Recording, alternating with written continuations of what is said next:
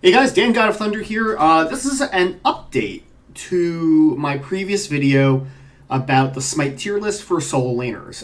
You might have, if you've seen the mid lane video, I used a different tier list formulation and not the Juice Gaming one. The reason I'm back to this is because, for some reason, the other one I was using doesn't have Sun Wukong listed anywhere, which is a really weird oversight that they missed, and I don't know how.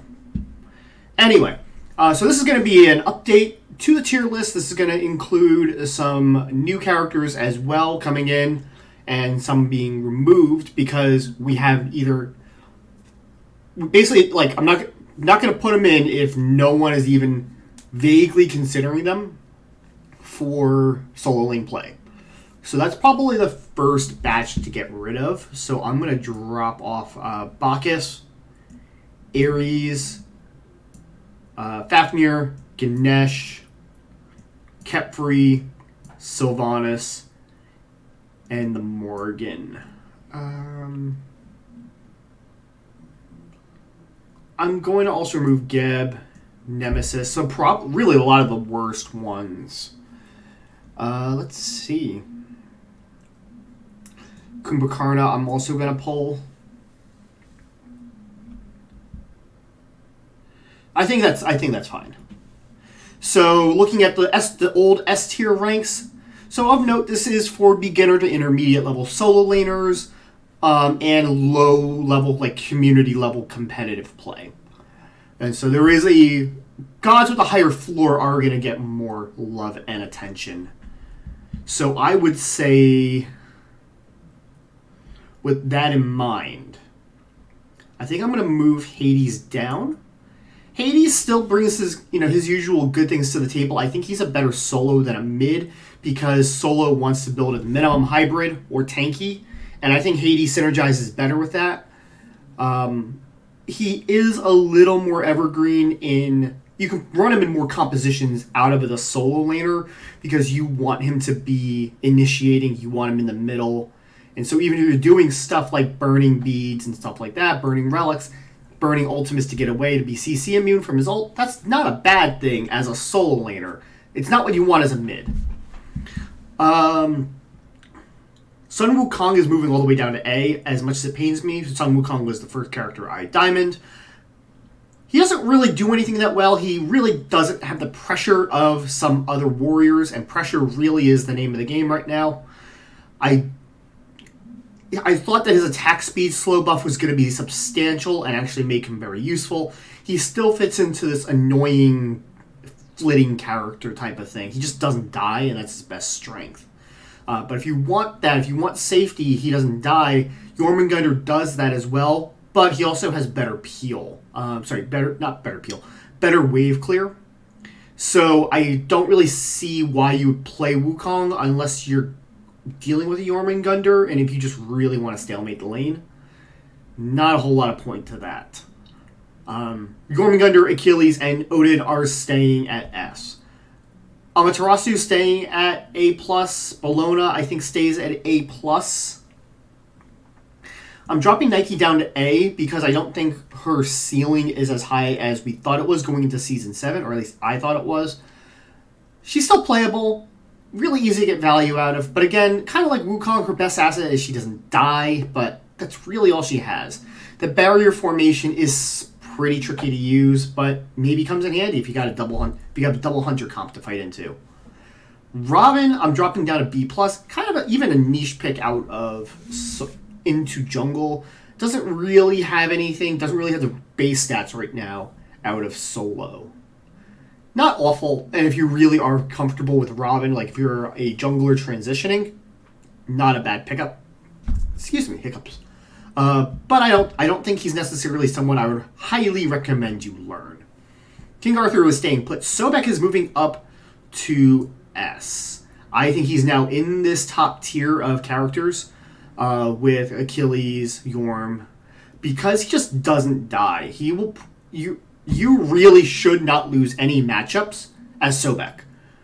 You might not win matchups, and I'll give you that. There are matchups where he most likely won't get pressure. He's probably not going to turn it into a kill lane unless the other person's really bad. But Sobek just shouldn't lose.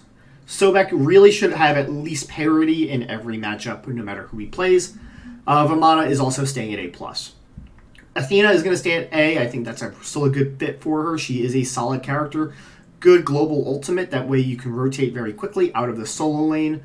But not the most pressure. She can get bullied out. So, there's ups and downs to using her. I don't necessarily think she is the best for a new player. She is pretty good. I just don't think she's meta defining. I would be very surprised if she takes over out of that position. Baron, again, kind of the same thing. I think he's a better solo than a mid, but A's about right. I'm moving Camazotz only up to A+. I do think he is overall an S to S+ type of character.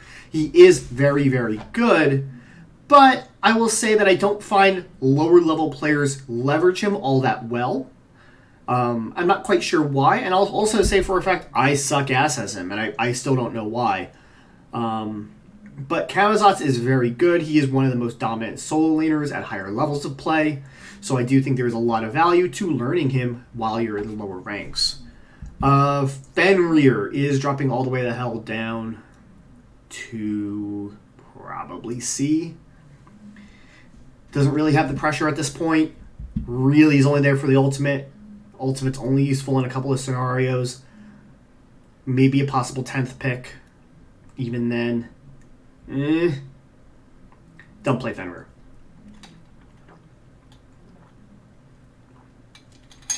I still like Kuzumbo. I think Kuzumbo is at A is pretty good. He actually has a lot of bully potential. He really likes having some additional levels and additional farm. So I think that's a good place for him. Xingqian, I'm actually going to move up into A+.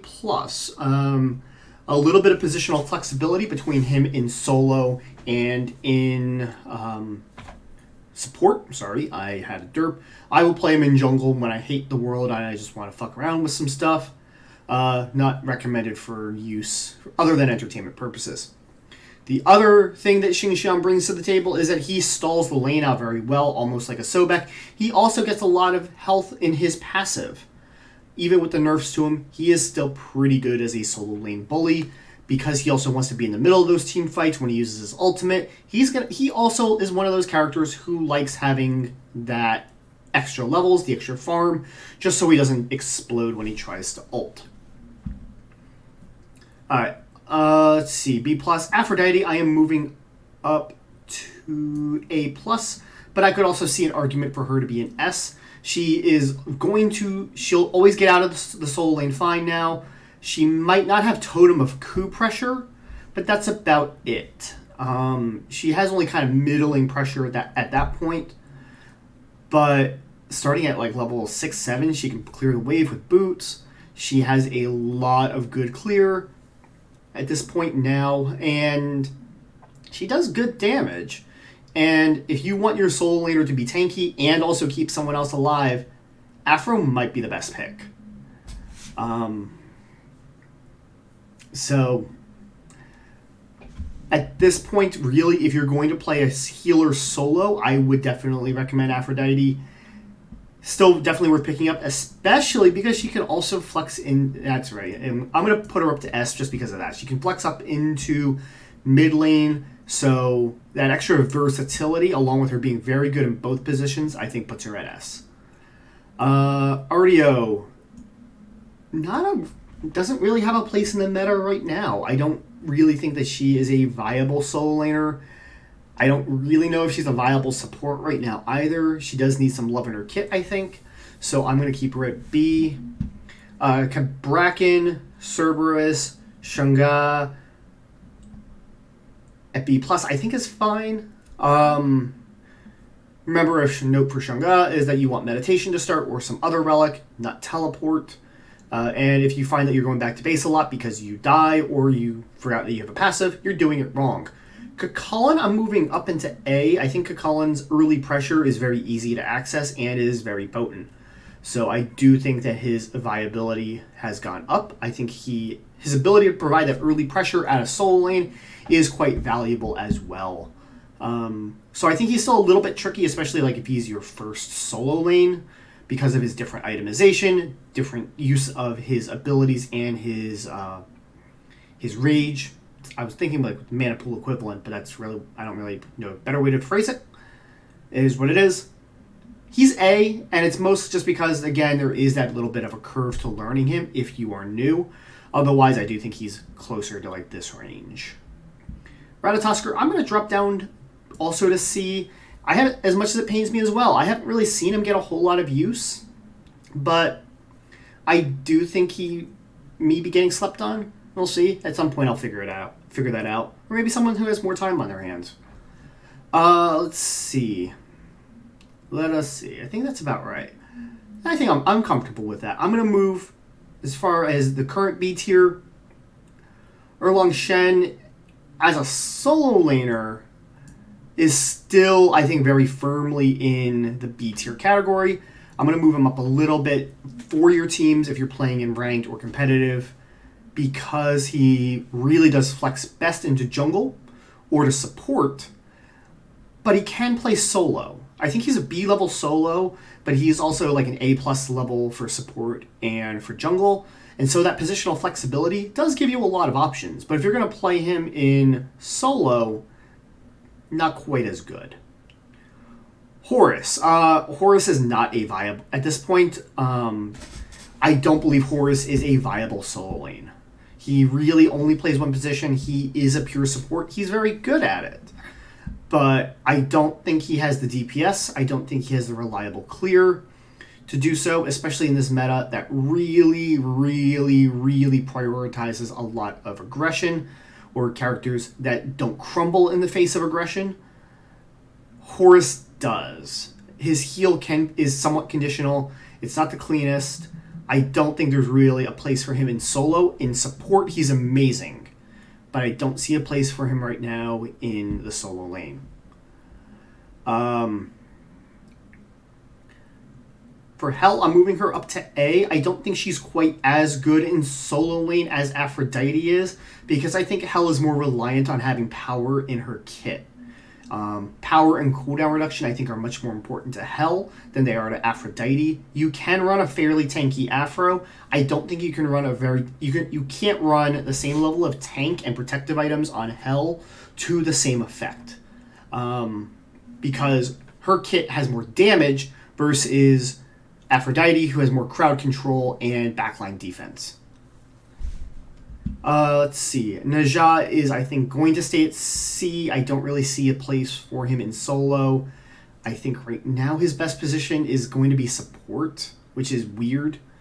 But even though the numbers on all of his abilities are bonkers, it doesn't feel like it gets the damage or the power it should. On to the three characters that are new. Humbots was played in the minor leagues at solo, but I do think he's kind of a B-level character. He brings a lot of control to your team fights. You're still going to want frontline ability from elsewhere. Humbots just doesn't have the pools to do it. But, you know, if you need to shove in all of that CC and all that ability to pursue backline, you got to do it from somewhere. Okay, fine. You can put Humbots into solo lane. And he does have enough wave clear in his kit that I think he can still survive and not be completely worthless. But no innate healing. Still kind of a tricky use. I wouldn't recommend it. Mulan, I don't think she's difficult to use per se, but I also don't think she has a lot of power. I don't think she's very good. Mulan can do a good amount of damage, but she doesn't really bring that much else to the table, and she doesn't have great range. Her only ranged ability brings the enemy to her as well. So that's a problem.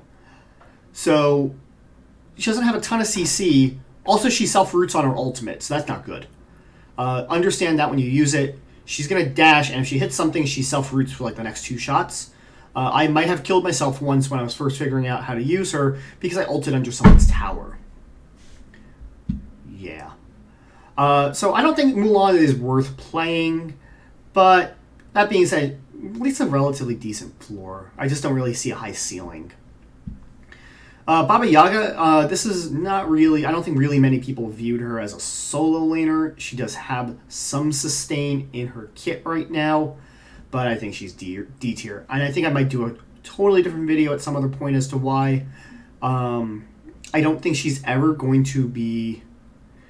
I don't think she's never going to be viable in solo lane just because she doesn't get nearly enough heal. But in general for the meta, I think Baba Yaga is always going to be either C or D tier, absolutely worthless, or S plus SS. So, let me know what you think in the comments below. Let me predict what you think I'm going to get wrong on a go-forward basis. I'll probably look at this somewhere around like the midsummer patch again to see where was I really stupid. So leave a note in the comments below. Hit subscribe, hit like. Thank you guys for watching. Take care. I will catch you guys all in the next video.